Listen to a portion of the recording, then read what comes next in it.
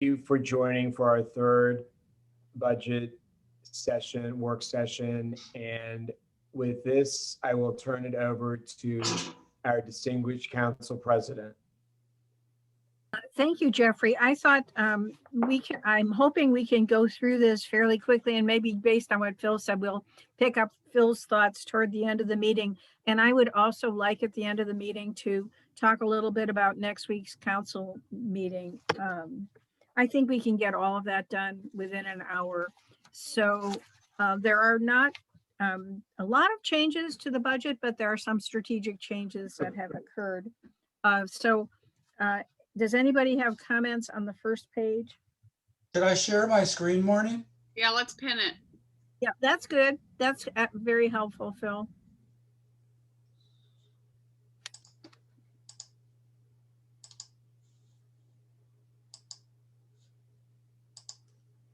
Okay, everybody got it?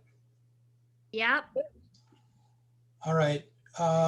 Maybe we should mention one thing up front. Matt, do you want to talk about the one piece of news we got today? Yeah, so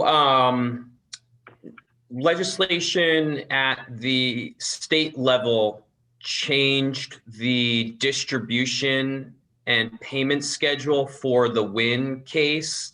So just as a 50,000 foot refresher, the Wynn case was a Supreme Court case in 2015 that basically found that some people were being essentially double taxed. And so the municipalities have to pay back that sum to the state. The state kind of fronted the money for the municipalities, and then we have to pay it back to the state.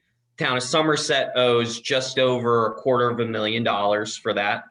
And so beginning in May of this year, we are scheduled to make quarterly installments to pay back that money to the state.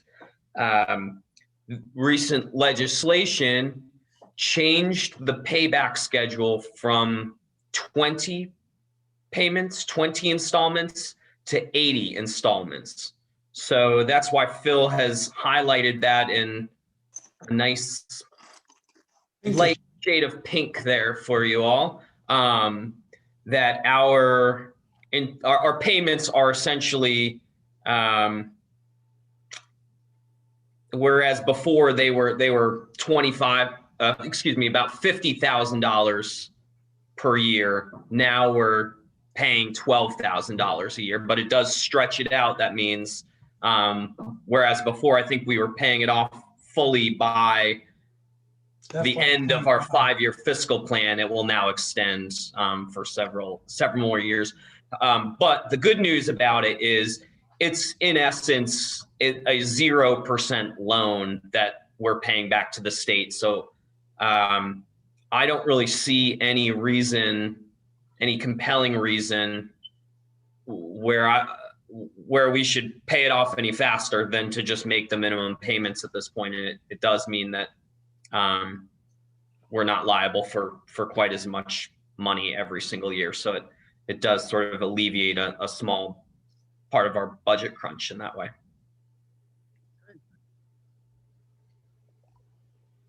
Hopefully that sort of more or less covers it. Happy to answer any questions that you might have or look into an answer to any questions you might have.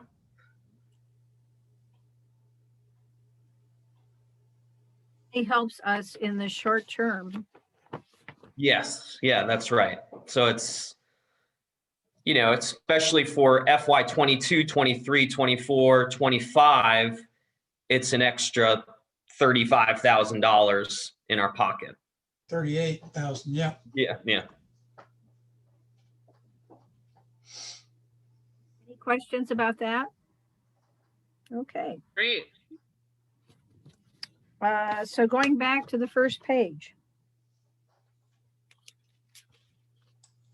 Are we back? We're not back to.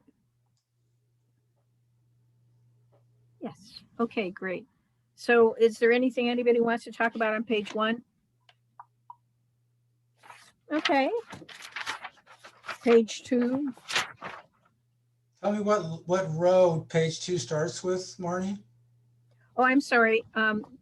Line 35, tennis court fees. Okay, And it goes to the end of revenues. Okay.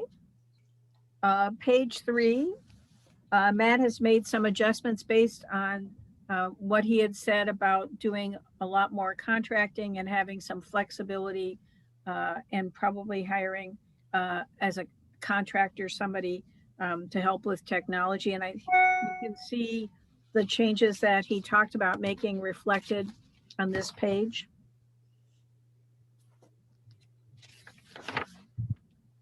Page 4.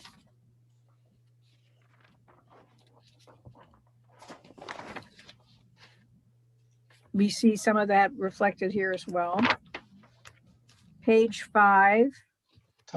Marnie, tell me the lines where paid. Oh, I'm sorry. Page 5 starts with line 125, civic affairs. Yeah, I have a question on line 131. There's $500 budgeted in FY23 for guest speakers. Does that belong in FY22? No, that was a request from the Parks and Natural Resources Committee. They said, given the budget crunch that we're facing, they were not going to make any requests for FY22. But they did say, for your long-term planning, we probably would like to go back to having some money scheduled for a guest speaker, at least the next year. So I just put that in there, anticipating that it's at least something we'll talk about in future years. The next page starts with line 154, publications. There were some adjustments made on that page. Any questions?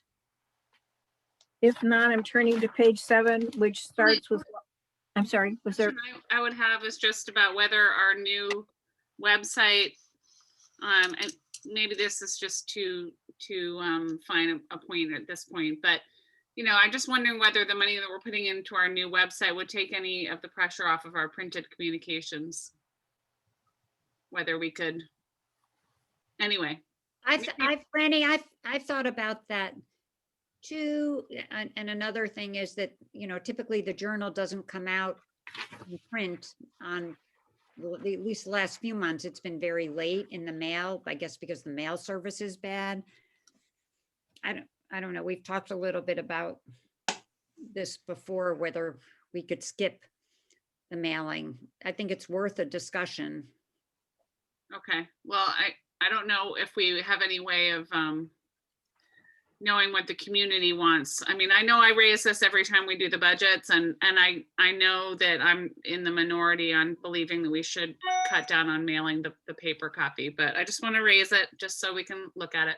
I've been with you, Franny. I've been against you actually over the years.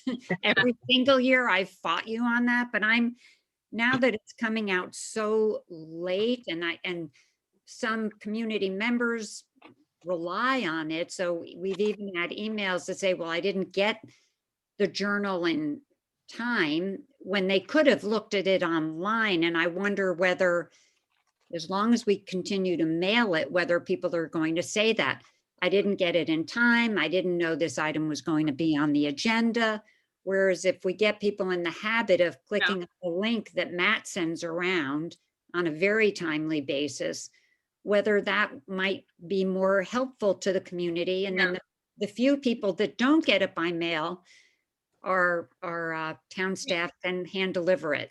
So the only thing I will say to argue against my point is that I do think it would be maybe fair to the communications committee to say, let's put the money in, let's get the website up and have it be really great. And then let's talk about cutting back on the newsletter. But I guess I just wanted to raise it, I guess mainly for Matt and for Robin and Steve, just as, if the website gets up and turns out to be a great thing and people are really checked in on it, then maybe that's a time where we could start saving money. May I add that Matt puts the journal in a link in his communication. So it Yeah. doesn't even matter about the website. The Well, the RFP and indeed the proposals are introducing the idea that the new website will be platform independent, which means that you can get it on your iPhone as well as your iPad or whatever device you're using. mhm. And that is, I think, what we need to have as a standard before we eliminate print. So hopefully that will all work and then we can do that. Okay. Well, This I is a public meeting. one on my phone. I get the app. From the, I can get the journal on my phone now, so I don't think that's the issue, Robin. All right. Um, I can't get it on my But I computer. agree totally with Franny. I am on completely the same page as Franny on that. But I think it's, again, something that Robin and Steve can watch over in the coming years. I happen to be in the same household as John. But you can't speak, Barbara. Barbara, this is a Oh. council work session and I'm sorry. Say a word, but I'll submit my comments afterwards. That's fine. That's fine. Thank you. Thank you. I think everybody appreciates your hard work, so thank you. It's not an issue. It's not an issue of work. It's an issue of accuracy. So that's my issue. What you're saying. Okay. Okay. Well, we'll catch you later. Well, I think this was a good discussion, and I think Robin's point about getting the website really up and running before we try and make any changes, this is an important one. We may make gargantuan leaps forward once we have our new website. So any other comments on this page? Okay, I'm turning to page 7, which starts with line 183, office. Anything on that page? Matt and I've talked about street sweeping and. Yeah, one thing that Marnie had, I think, smartly thought about was I had put 2 extra street cleanings for next year, but it might make more sense to do an extra, I think, let me start over. The street sweeping that we do have budgeted is 1 for the spring. So, a little over $5,000 for a spring street sweeping. The cicadas and their carcasses will start dropping and finding their way into our streets, I think around May, and will continue for 6 weeks or so. So it may make more sense to plan for actually squeezing in 2 street sweepings this year and then 2 again next year. Matt, is this going to be your first experience with the cicadas? It is, yes, it is Oh, yes. that's great. Yes, I'm in for a real treat, We as should I do a understand little it. interview with you and see what your Yeah. reaction is. Matt, I recommend frying them. Oh, God. Don't let anybody try to make you eat them. That's gross. I have to tell you, my dog, Sydney, loves them. She loves to pick them up live in her mouth and then. Yeah. Matt, does it make sense to defer the first cleaning until we're sort of in it with the cicadas? Well, I think that that's right. But, and again, I am approaching this from somebody who wasn't here 17 years ago when the last big one was. But if we were going to have a regular one at the beginning of May anyway, that still might happen when there's still a lot of pollen on the ground, maybe the beginning of the cicadas, and then a couple of weeks later, do a second one to get the majority of them off the street. That's sort of what I was. In this part of town, people complain about the cherries, the little cherries that come off the trees, the fruits. getting caught in their shoes and tracking in the staining. So there's never a perfect time because there's always stuff coming down in the spring, but sometimes people have asked that we pay particular attention after the cherry fruits are all on the streets and Well, sidewalks. maybe it's worth having a conversation with Ray Brothers. Oh. But in any case, I think that over the next 2 fiscal years, the bottom line isn't really going to change. It's just a matter of when we want to actually spend it. If it's, 5,000 this year and 15,000 next fiscal year, 15,000 this year and 5,000 next year, or 10 and 10. So I can look into that a little bit further and make a recommendation for you all before you have the introduced budget. Anything else on this page?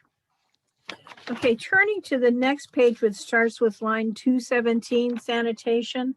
I think maybe we're going to want to talk about the pool. And maybe Matt, you can kind of review the information you've gotten for this year. Yeah, sure. So they sent a addendum to our current contract and the pool management contract, and it came out to $24,089. Now, one thing that we noticed was for, May 1st, basically for the whole month of May, as opposed to just the first 2 weeks of May. And so I sent them a message today and left. I talked to Sandesh, but he didn't have an answer for me right away. But basically to figure out if they just had a typo on the dates or if they had the wrong dates in when they made that calculation. If you look at the contract that we've signed with them, can you tell how much they're basically charging a week for their services?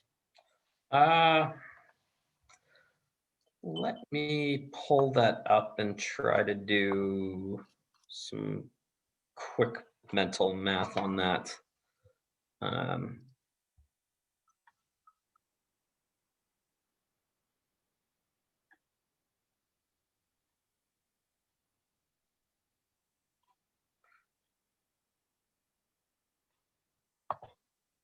September, so currently. Because usually our contract runs from May like 15th or whatever that Saturday is, first Saturday in the middle of the month, to the end of September. And then if we stay open later, then we have to do an additional contract with them. We've never, I think, done it earlier.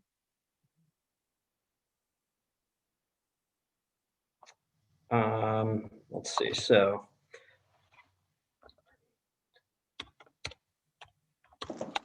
That's 19 or 20 weeks, Marnie. So Depending it's, on if it's through the 25th or the October 2nd. so right now we pay about just under $8,000 per week.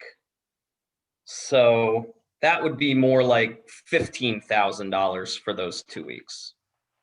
But don't they have to pay more to staff because they don't have college students in the beginning of May? I think that's what I thought. So that's why I wasn't sure if this was just a typo on their part in the dates offered, or if it was a miscalculation based on incorrect dates. That would be a big premium, Robin. Yeah. Yeah. So I think we need some clarification on that. I feel like this is like too high a number from them without a lot more justification. Marnie, do you think we could talk about it though and make a decision? For example, that if it's between X dollar and X dollar, we'll go ahead with it. or not, or you don't want to do that? No, I think, but I think Matt also has to talk about some of the other costs that he's identified and the use and so on. So we're only starting with the first question was really about whether or not American Pool's estimate was correct. So I think the other ones are relatively straightforward in terms of the WSSC costs and the electric cost. Those are just a matter of extrapolating what our weekly or our monthly bills are and kind of what half a month is for that. The gas is a little bit more complicated. When I looked at our gas usage and tried to compare what May was closest to November, actually, which surprised me, as opposed to October. Our October bill last year was about $3,000 for the month of October this past year when we had the pool open. So I had said, well, maybe about half that, maybe a little bit more, just to be on the safe side since it's closer to November.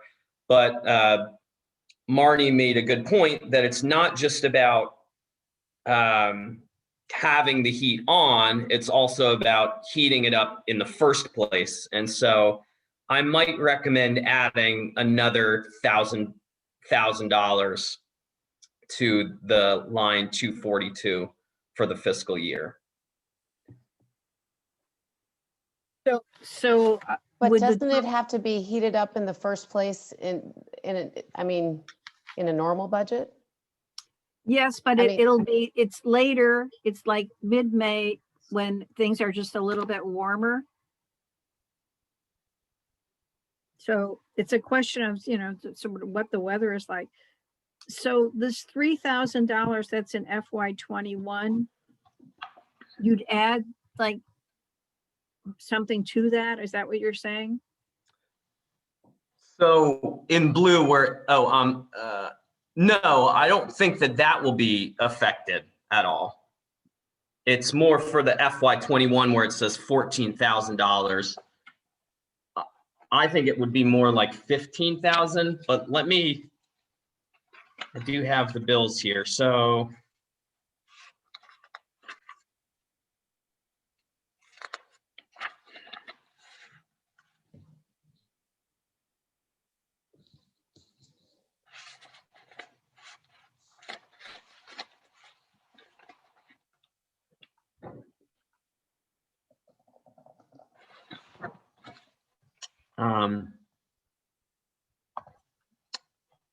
bear with me one moment. I guess what I'm a little confused about, Matt, is whether your projection was with or without the extension, and if it. These new numbers are with the extension. Can I just, Matt, when I looked up the average weather, because that was my question too, the average temperature for Chevy Chase, Maryland by month. May, the average high of 76 and the low of 52 looks much more like, late September than November. And that would be a huge difference because the average high in November is 57, the average low is 35. So, if that's an assumption on gas usage, you're just going to get a really big number there. So I was sort of surprised about it myself, but that was based off of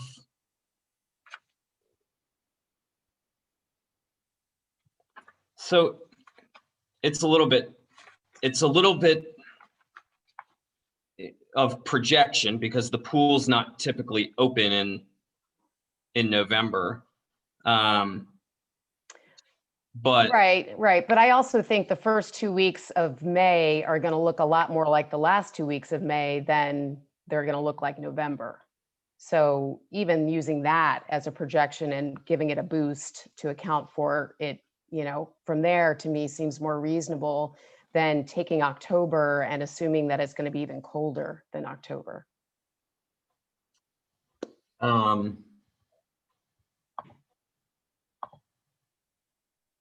Well, that is partially true because the weather is a little bit warmer than in October, but the pool water itself will not be heated, unlike in October of last year where there was some residual heat from being open all year long.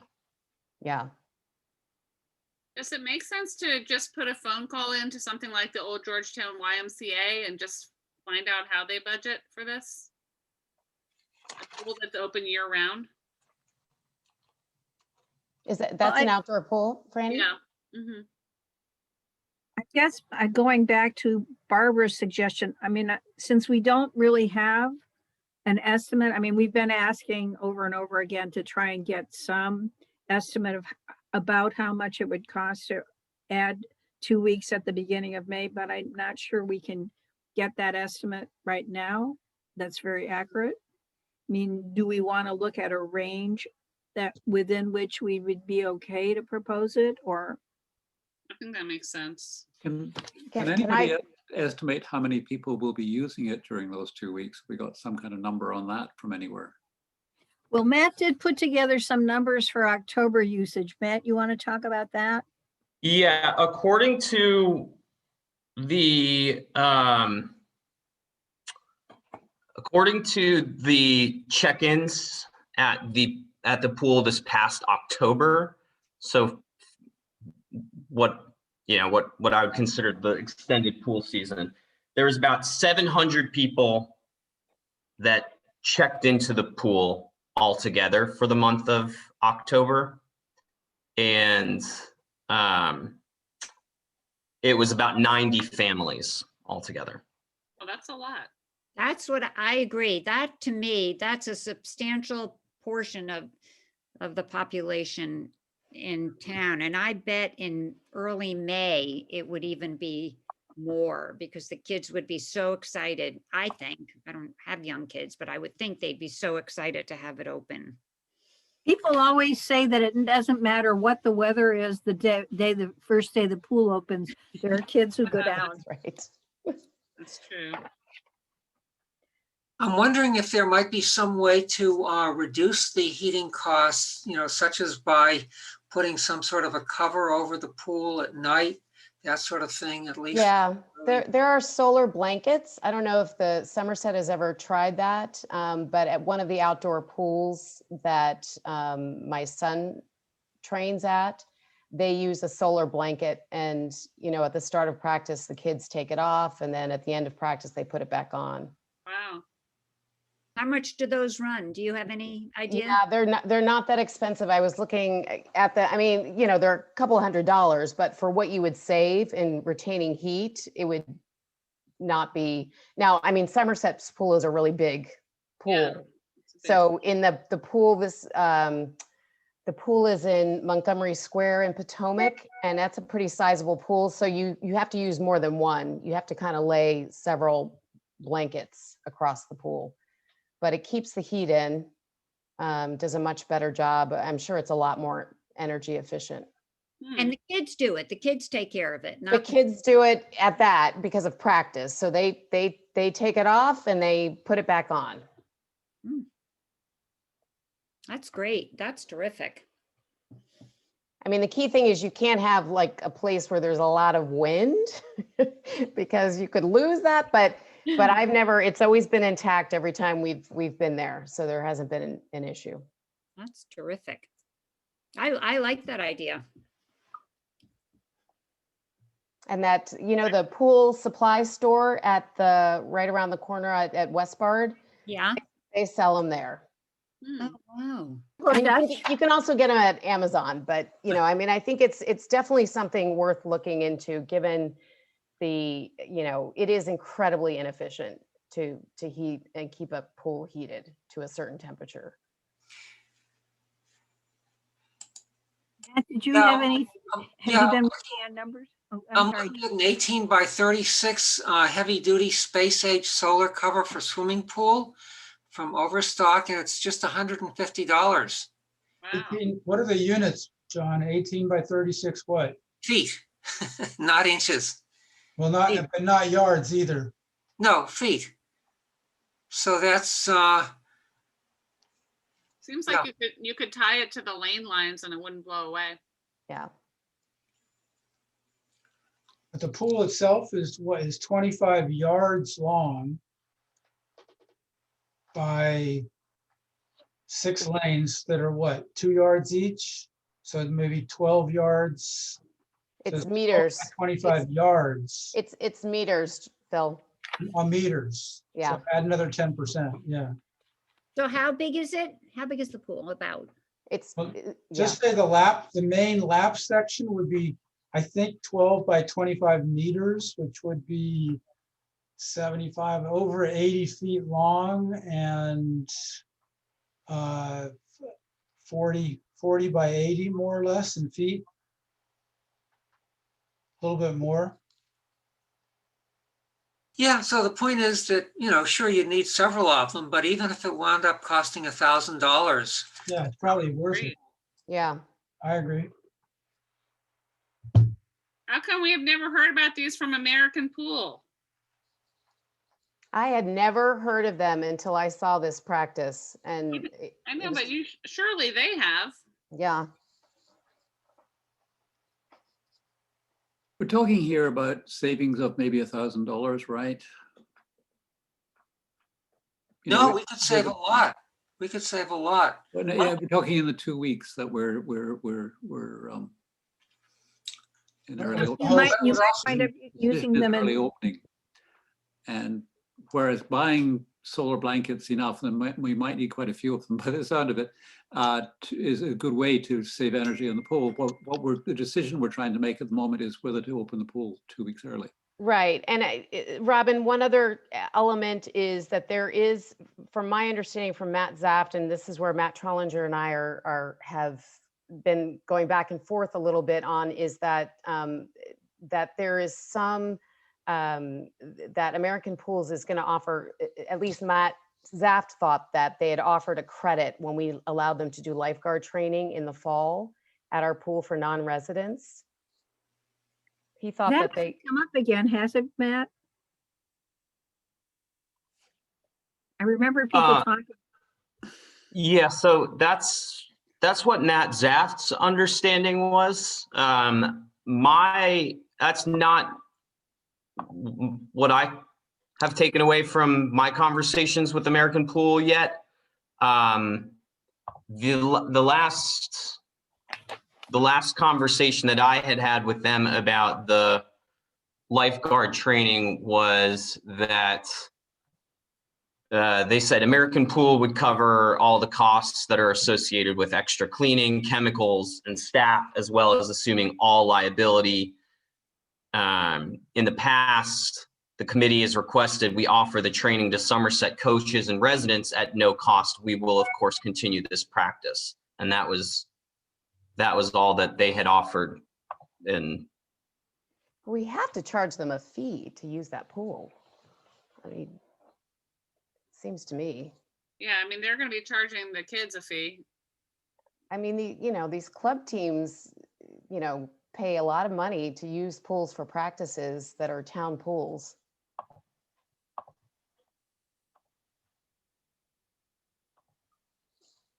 Can you summarize where we are with this at this point? I'm a little confused, I think, about numbers.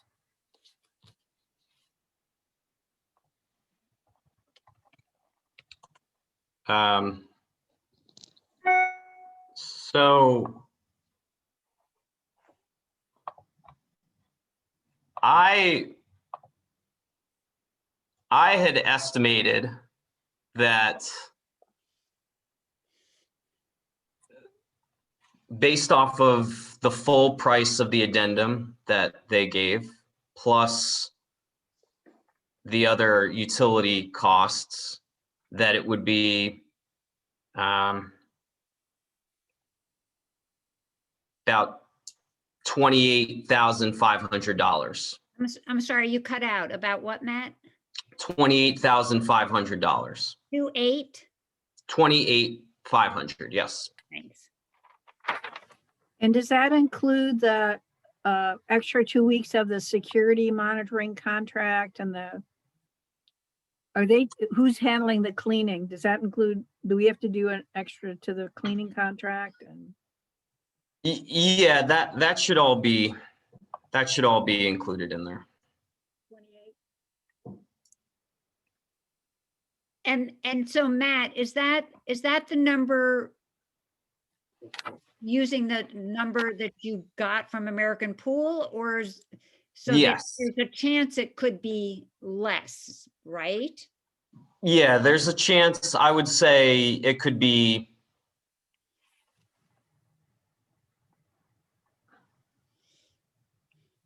like $8,000 less? 20,000. Yeah, Right. it could be closer to 20.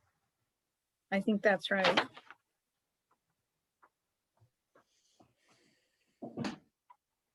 Just FYI, I put in the chat a couple of links. One is from Department of Energy, specifically on cost savings from swimming pool covers. And the other one is on the cost of solar blankets. Over. Great. Thank you.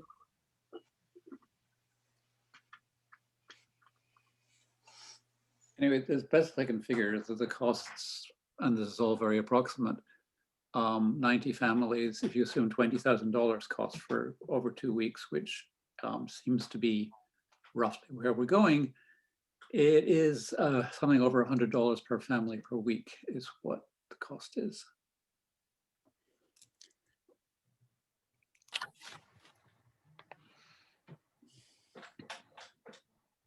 Well, I That's guess using the Robin- 28K figure, Robin?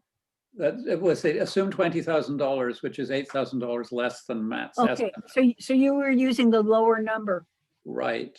Okay. And if you do that, divide by 90 and then divide by 2, you know, it's a bit over $100, 120 or so per week. Per family.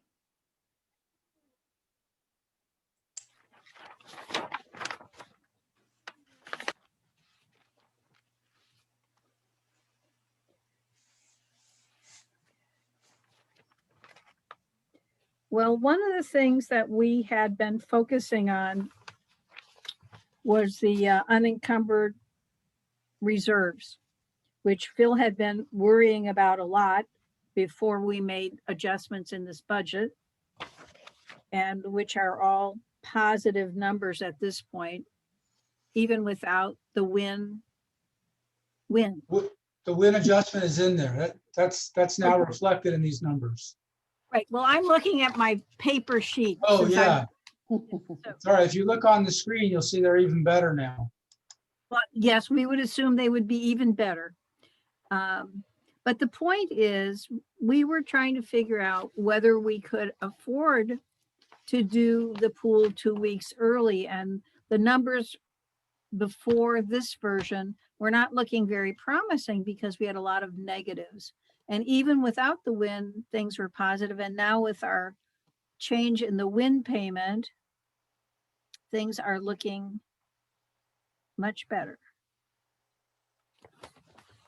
So I think the question is probably, is there an amount over which we would not want to open the pool early?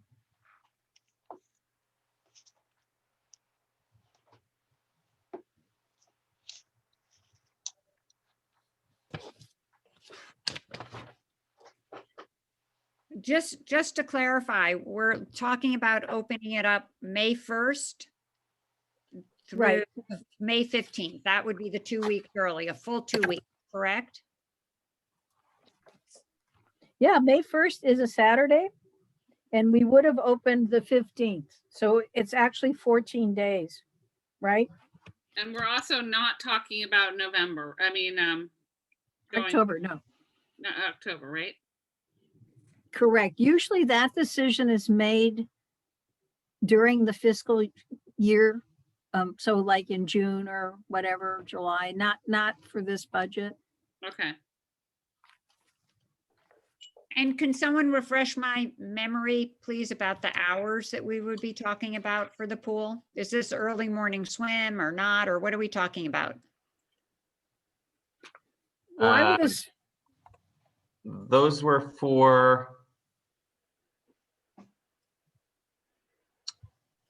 probably, our usual school hours, which is like 1 to 8, Monday That's right. through. Yeah, yes, they're the pool hours. So 1 to 8 Monday through Thursday, 1 to 9 on Friday, 10 to 9 Saturday, 10 to 8 Sunday. Okay, so no But early also, it swim. would also include early bird swim. Those are some of the big users. Oh, it would be open for early bird swim, Yes, I think so. even though we wouldn't open till 1 o'clock. Well, that's true in October. Okay, I'm just asking. I don't know. Well, that's my presumption. Yeah, I'm just, what are the assumptions? That it would include early bird swim? I mean, if you look at the October numbers that Matt gave us, I'm sure that some of those users were early bird swim. They're very hardy souls who are dedicated. Those absolutely the visit numbers were based on early bird swim. Yeah, well, then I guess in talking about this, I'd want to be sure that American Pool would agree to open it for early bird swim. That would have to be part of the deal. Because I agree But with you. then there'd be a big gap. They would be opening it and then closing it and then opening it again. That's gonna be hard for staffing. They did that in October, though. Well, I Maybe agree with Barbara that we need to just confirm it then, because I want to find out that they really would prefer us just to keep it open all day at that point. Is there normally early bird swim in the latter half of May? I think the answer is yes. I mean, I think that the early bird swimmers are sort of the biggest lobbyists for expanded number of days for the pool to be open. Hmm. Yeah. agree. So I just asked because if American Pools is opening it May 15th through the end of May, and they're already operating under those hours, and you've just asked them to open it 2 weeks early, I would assume that they would assume it would be all the same conditions, but it's definitely worth checking. Yeah, our current contract, for our regular pool season does have one lifeguard on duty for early lap swim. That's a Monday, Wednesday, Friday, right? It's not every day. Monday, Wednesday, Friday. Okay. And I really think it's critical to find out this information about whether or not there was in fact a credit issued by American Pools to cover the lifeguard training previously, because it was pretty significant based on what Matt Zaff remembered. But if that's not what they're talking about, I think we just have to reconcile, because that would make it a really easy decision, because Matt Zaff remembered getting a $20,000 to $25,000 credit, and it's why the pool committee was so for the lifeguard training. Right. But obviously that makes it an easier decision for the council. It does. You're talking about this period, not last fall. Is that correct, Ann? Well, I'm just saying that if basically last fall because they did fall lifeguard training that involved non-residents. Right, I And my remember. my understanding was the pool committee was for it because American Pool gave a credit that was something on the order of $20,000 to $25,000, which covered the management fee for Right. October. Right. Matt, do you have any way of finding out whether we got that money back from them? We did. And is that amount sounding right to you?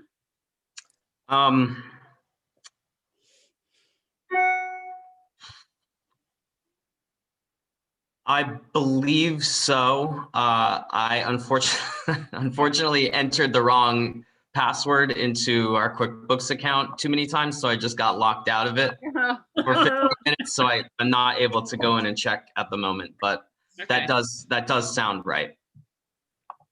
Welcome to my world. Yeah.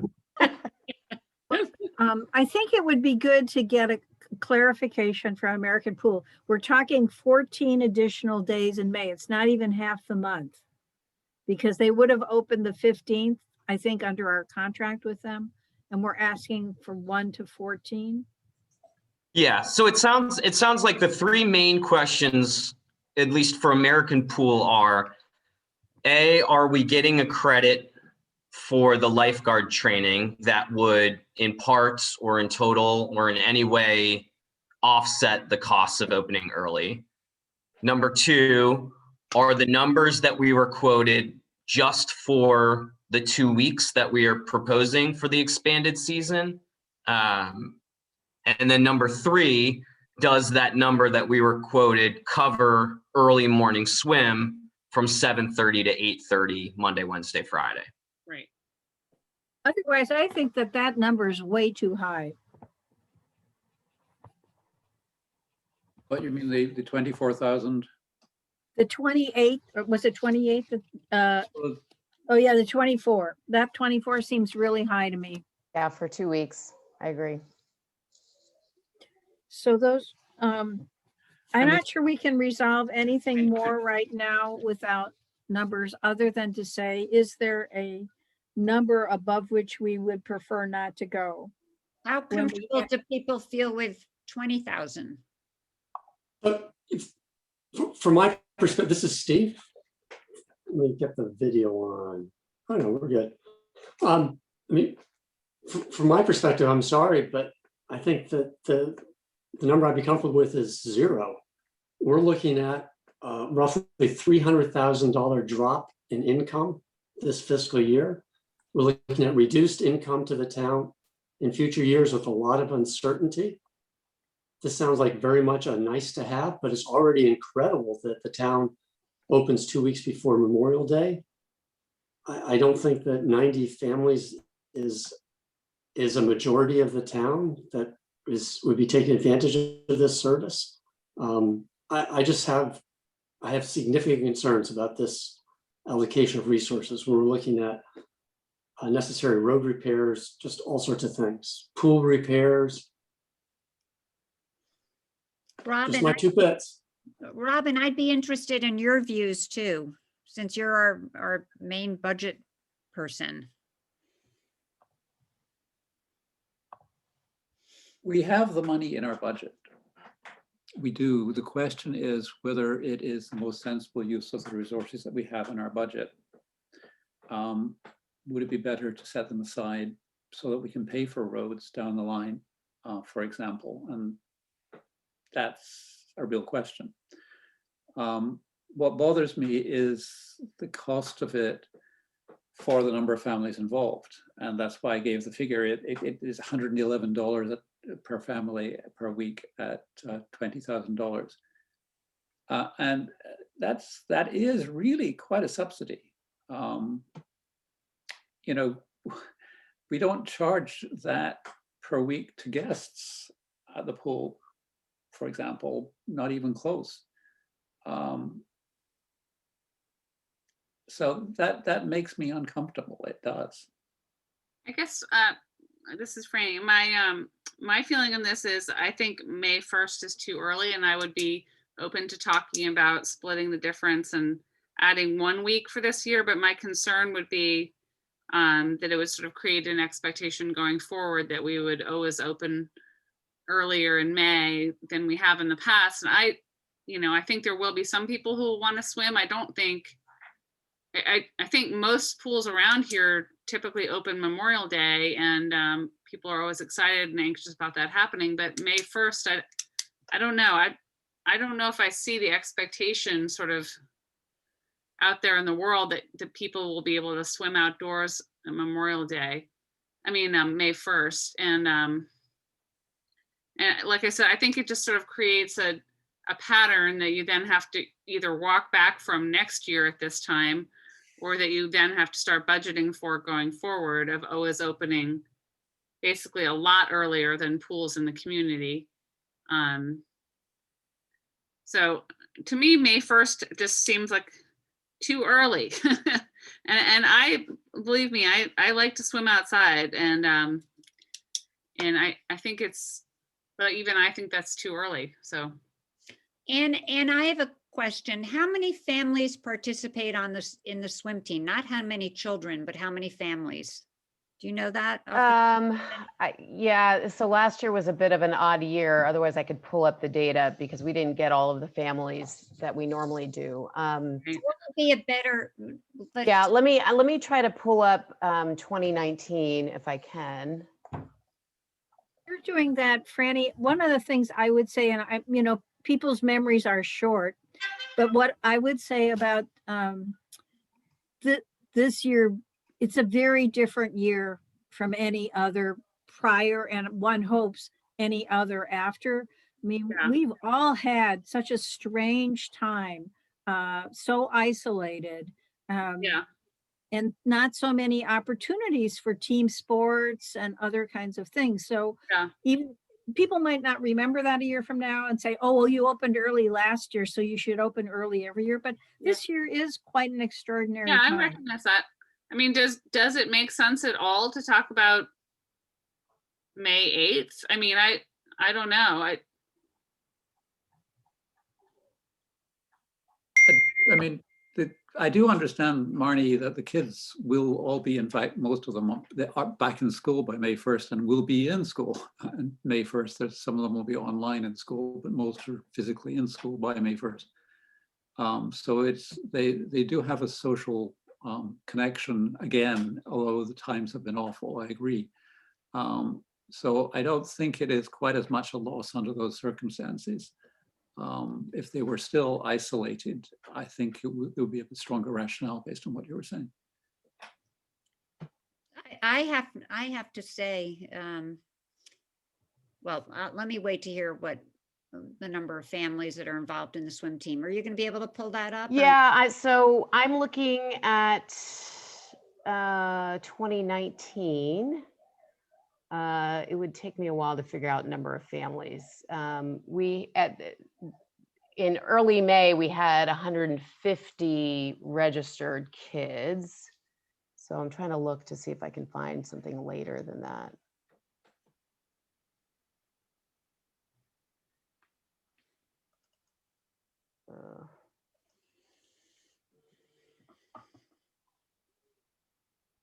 I mean, it's probably close to 100 families. If I'm looking at just the number of families as opposed to kids, it's probably about 100 families. I mean, I would say that the more relevant data is, rather than who swam at the pool in October, who swims in the pool the first 2 weeks, the last 2 weeks of May when it opens, because that's really the benchmark. I think the bar for swimming in May versus swimming in October is a little bit different. But I totally, and we don't have that kind of data. Yeah, no, I totally get that. I'm just, I kind of like the idea of splitting the difference. But I also think that really getting all of the data so that you guys really understand what the costs are. And if there are offsetting, I think this would be a really easy decision if we could say, you know what, the lifeguard training is going to offset this. Yeah, that makes sense to me. And then if there's a sufficient council members to who think that it's not worth the added expense, it's one of the assets that we have as a town that many families enjoy, and it was really cut short last year. So to me, the messaging to make this truly a one-time thing and not set a trend is that, look, we had a late start. We had 3 weeks cut off from the start, even when we could open the pool, right? So we got permission to open the pool. Then we had a 3-week delay because of the pump issue. Yeah. So we had many weeks delay on using the pool last year. And that's something that occurred to me too. When we open the pool, who's to say that we won't have another issue? Well, I think that's our fear. And so I myself am up for, we spend, so if it's 150 kids and 100 families that are on the swim team, in our budget, we have $20,000 for coaching fees. Everybody should be aware of that. And I think that's money well spent. I'm so happy that we do that. And in that same regard, I think I think it will be more than 100 families that will use the pool in early May. And I feel pretty strongly, given what Marnie said about this has been such a tough year, that we should go for broke, open it May 1, hopefully run through any problems with the pool that we may have, because we will have problems, because every single year we do. And then hopefully by May 15th, the pool will actually be open. Yeah, and I would give you a couple of other data points for this. So, I mean, we really are going to have to recruit families who maybe didn't join the swim team. So we're going to have to really go out and sort of say, get in the water. You want to be on the swim team, get excited about it. So the more time we have for that, that's why, you know, if we have too short a window when other teams are getting in the water, you know, we're just not going to be able to practice the way that and make sure that we can field a team. The other thing, just for your information, Montgomery County Swim League did get waivers approved by the county to allow up to 6 swimmers per lane during practice. That doesn't mean that doesn't mean that's what we're doing. You know, obviously that has to go through then the pool committee and then presented to the town council. But I did want you to know that that MCSL, because of the COVID protocols that they will have in place that everybody will have to follow during practice, did receive that waiver. And now they're working on a waiver for swim meets. So we will have a season this year, which everybody's very happy about. And we're hoping it'll be a dual meet, single site season, but worst case scenario, it would be our team swimming in our pool and the other team swimming in their pool. And do you think that families are going to be swimming on a recreational basis as early as May 1st? Well, I think that if we do a swim team recruitment effort, we can get families in the pool as early as May 1st. I mean, I think that there's a lot of, I think what Marnie said is like, when the pool opens, the kids are there. I think there will be a lot of excitement. There is really not much to do. And there's not much to allow kids to be around each other safely, except swim in chlorine. I mean, that's one of the few safe things that they can do and be in proximity without a mask is swimming. Right. That's true. Well, here's what I think we should do. I mean, we're not voting on anything. We have given Matt some marching orders of information he needs to collect. And the budget he can send around when he gets information, but the budget will be introduced by the mayor at the April meeting, and it can be amended. Right. Well, could I propose just for this particular decision, and Matt, I'm happy to help you with this, which is just to show you guys the incremental costs and any offsetting revenue for expenses to defer expenses for opening 2 weeks early and opening 1 week early. And then you guys will have all 3 scenarios, which is, here's what the budget is. If you open on May 15th as currently planned, here's what the incremental cost to open a week early. Here's the incremental cost to open 2 weeks early. And then you'll also get the lifeguarding information. Yes, exactly. So any offsetting, you know, either revenue coming back or expense deferment kind of thing. That works for me. There's another relevant point that I wanted to bring up. And that's the follow up with Robin's comments at the very beginning of this meeting, which we said we would get to at the end. I don't know if we're there yet, but Robin, you may recall something. I don't recall exactly what Andy said now, but you seem to recall more optimism about the November distribution than I do. And so do you have that email in front of you? Do you remember exactly what Andy said? Oh, I have my phone in front of me. I can search for Andy. That's about all I can do. Yeah, I tried that too while we were doing it, but I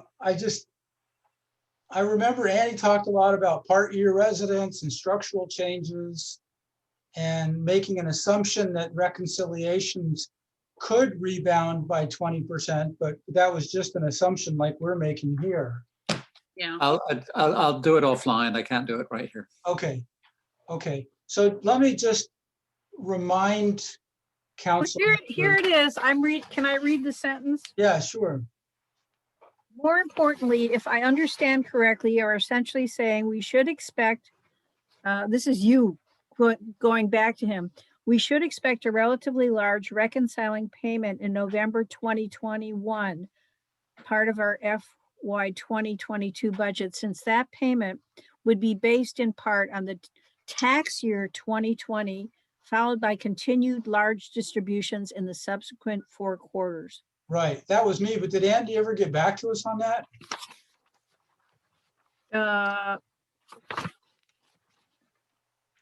The problem with these reconciliation payments is they're, as you know, they're based on multiple years in the past and just how much we get this year for previous years. It's all, I mean, it's hard to follow, to say the least. Yeah, it is.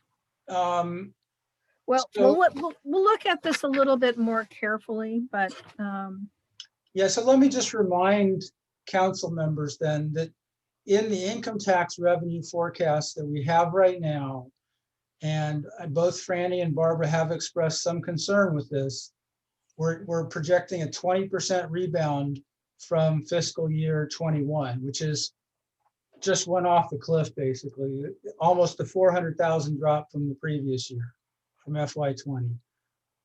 We're trying to follow up with the Bureau of Revenue Estimates, Andy Schofela, and also Deborah Love, to see if we can get better numbers on this, but we're not getting anything quickly. That's the bottom line. To give you some perspective, I've mentioned this before, if revenues only grow by 3% instead of 20%, we lose 146,000 in FY22. And that's a lower base for the whole 5 years, by the way. So we would lose 146 in the coming budget year of FY22.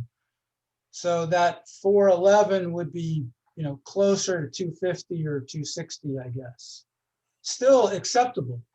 So my point is, if we're wrong about the revenues, we have a cushion in the unencumbered reserves there that are now 411. We could stand to lose, hopefully we don't, but if we lost 146, we lose 146, and we're just going to have lower unencumbered reserves. We'll still meet our rainy day fund target. We'll still meet all the other expenditures we have in the budget. And then in FY23, we reevaluate.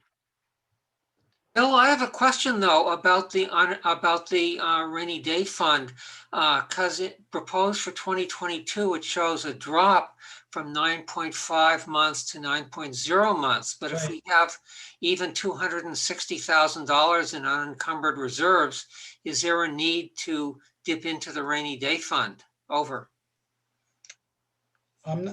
If I understood your question correctly, the answer is we should not need to dip into the rainy day fund in FY22.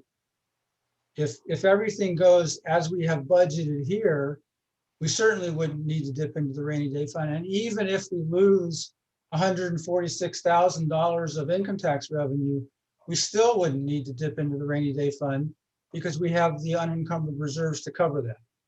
Okay. So should that be adjusted? Cell P352? No, I think we had put in that drop of the rainy day fund target because we were very concerned about income taxes falling a lot in FY22, actually. Last year at this time, when we were coming up with the budget, we thought the big revenue drop was going to be in FY22. And that's why we put a drop in the rainy day fund this year. Now, as it turns out, the big drop was in FY21. Right.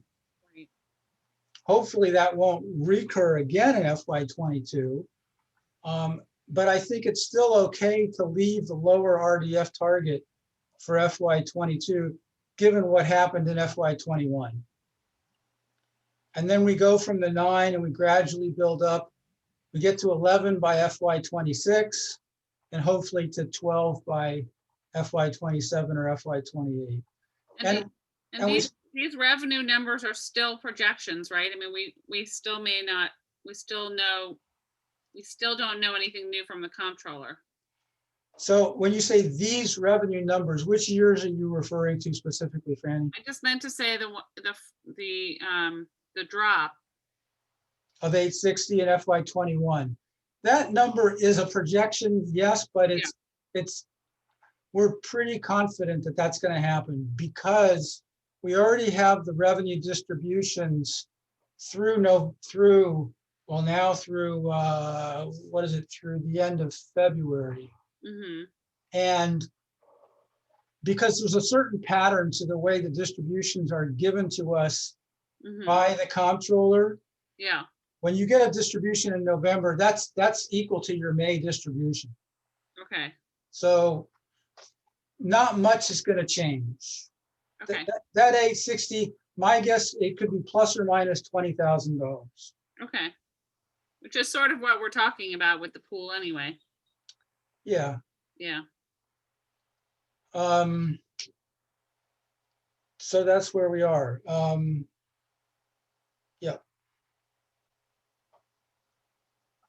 We're beginning to get So Get close.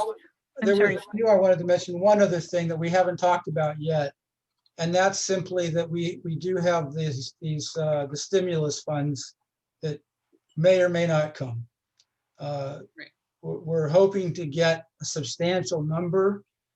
We don't know what the conditions are for using those funds, but hopefully that'll give us a little bit more leeway in the budget also. Right.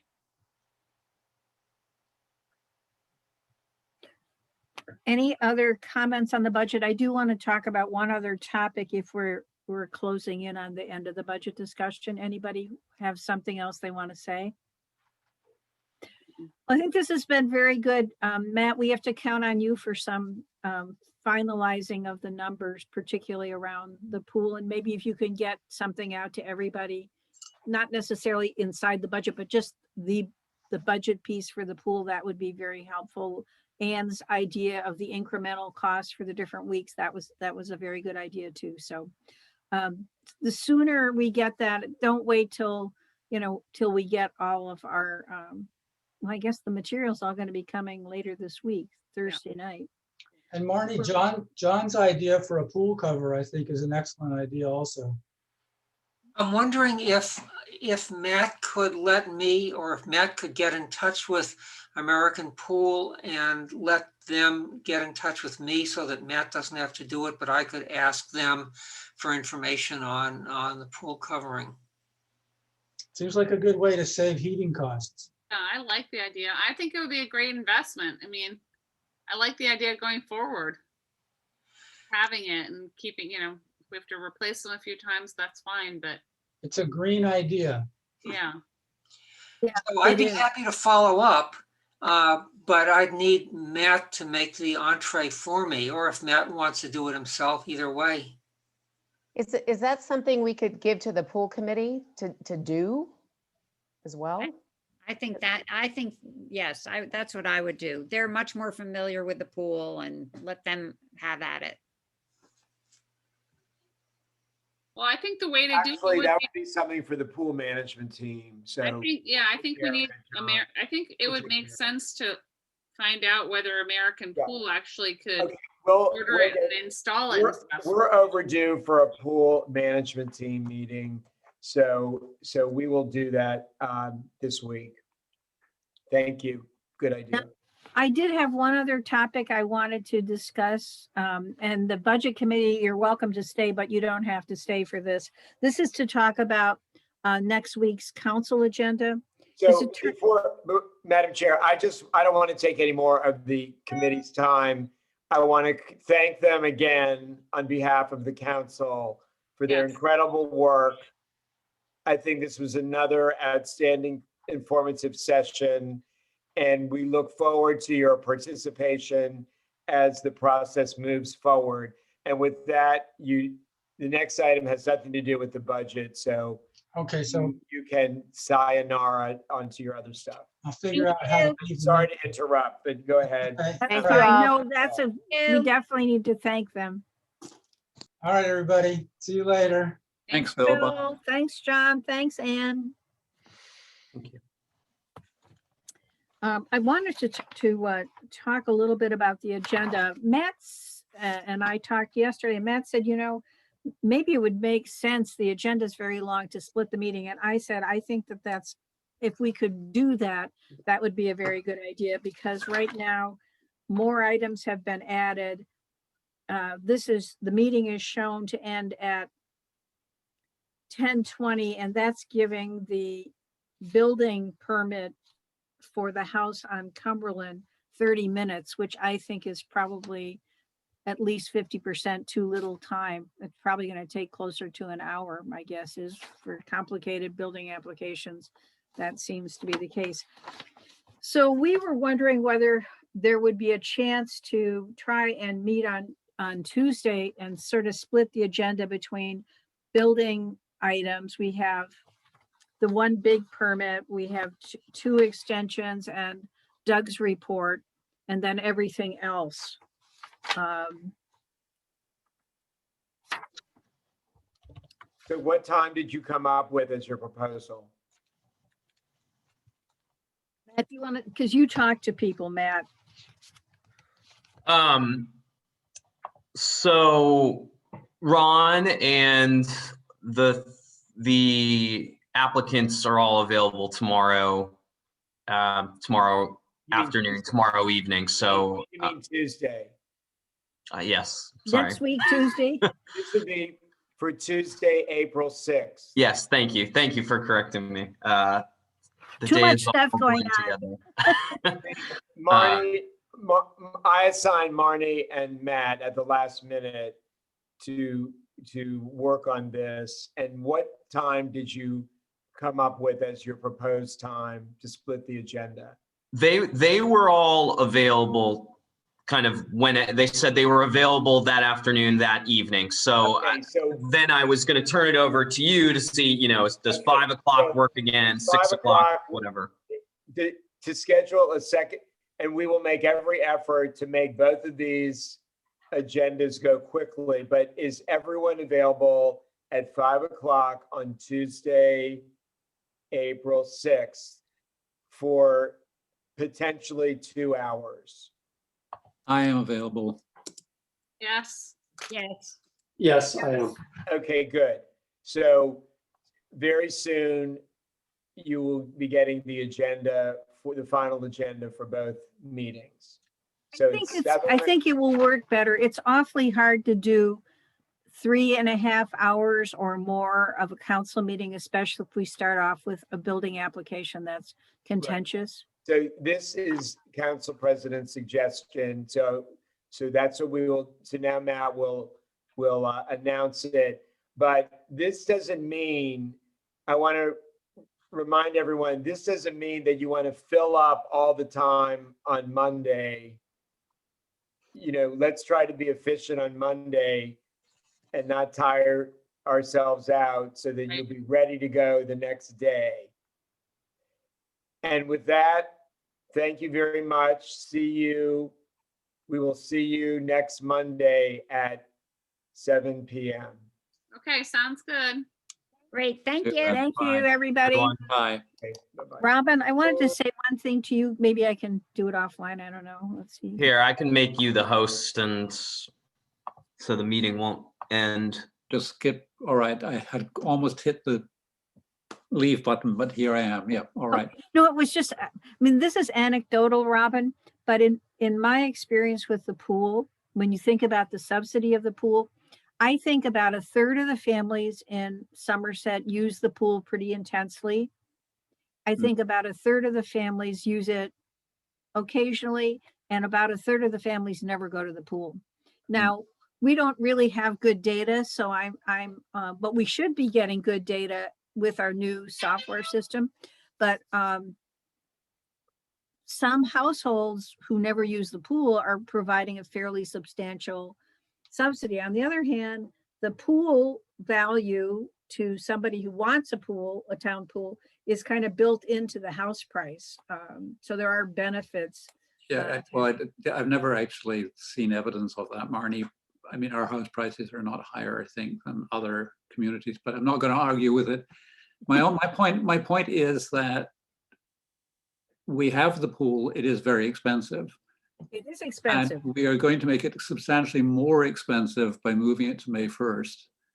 And the resources involved in that really do make me uncomfortable when it is a minority of the town, and it's not even all of those who use the pool. It's the regulars who use the pool will get advantage of that. Right. I mean, I never used the pool last year at all, Yeah, not right. even once. So, I mean, it is